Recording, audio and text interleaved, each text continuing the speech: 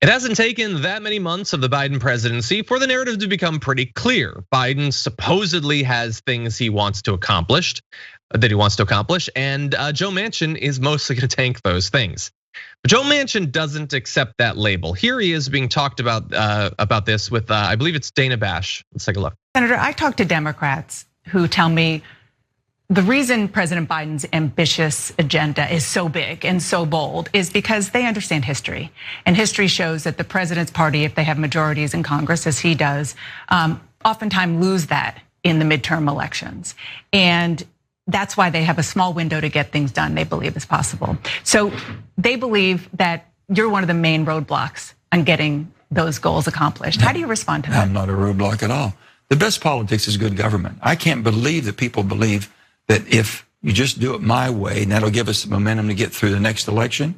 But when you do something that everyone tags on to, and I've seen good things happen, that people voted against it, took credit for it when they went back home.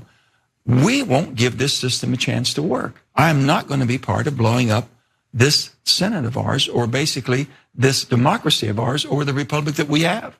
If we have a 51 vote threshold in the Senate, the same as the House wasn't designed to be partisan. The House was designed to be hot as a firecracker. We were designed to cool it off.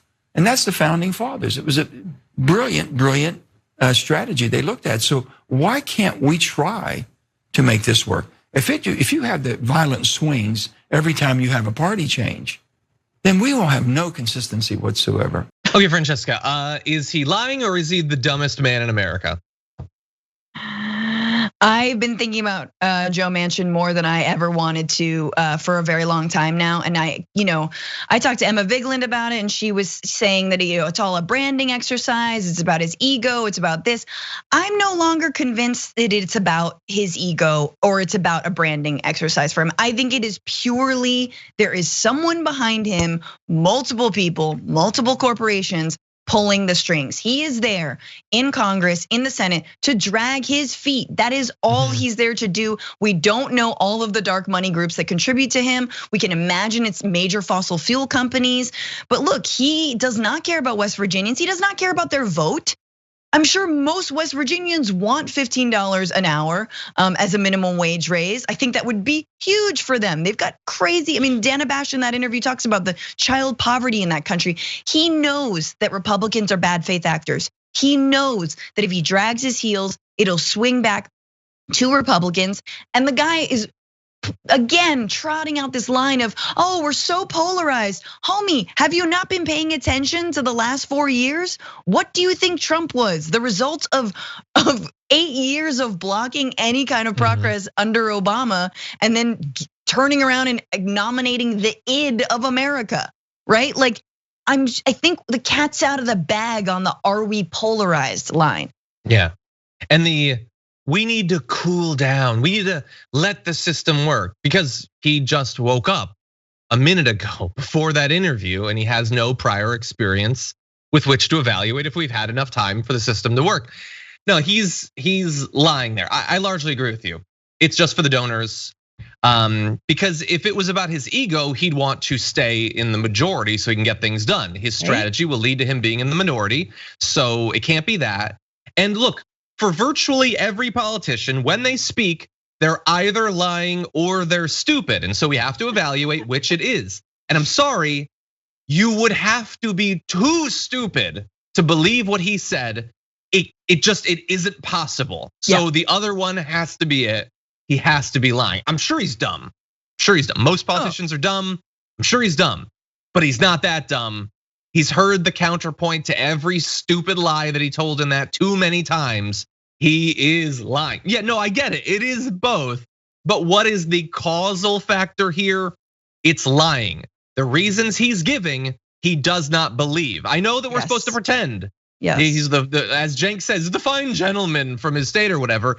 And Dana Bash, who's being a little bit aggressive there, still at the end of the day has to pretend that he's a serious figure. He's a diplomat. The Senate's full of respect. Nope. He's a liar. He's a liar who's trying to protect wealthy people. That's all it is. That's all it is. And he's also kind of dumb, but mostly liar.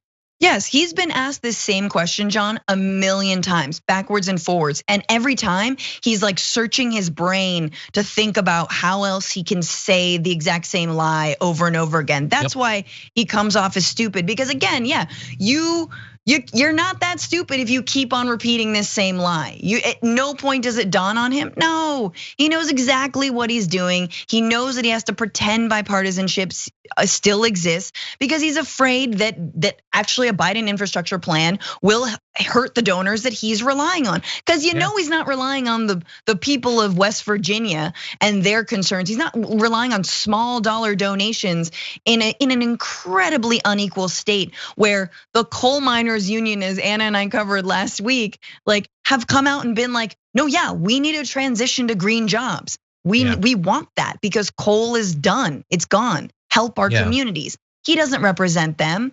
He represents his donors. Exactly right. Yeah, and it's not even necessarily he doesn't in some world want what's in the infrastructure bill, but he doesn't want what's in the infrastructure bill if getting it means that you have to raise taxes on corporations and the wealthy. Like, I don't know how much more clear he could make this.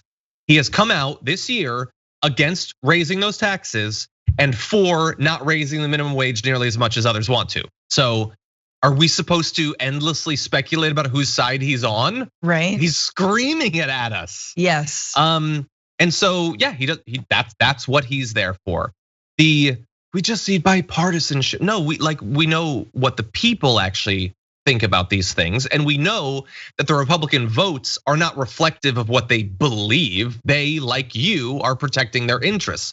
Bipartisanship does not exist when we are able to get some Republican senators to give a middle finger to their donors for once and do what 90% of the population wants. The bipartisanship is already there. It's blocked by corrupt politicians, and you're one of them. That is the whole story here. Anyway, so no change to the filibuster, no use of reconciliation, just let the system work. No big infrastructure bill, no minimum wage increase, but he is not an obstacle to Biden's agenda. For that to be true, Biden has to be as big of a liar as Joe Manchin, and that is still a possibility. Maybe he doesn't want that stuff any more than Joe Manchin does.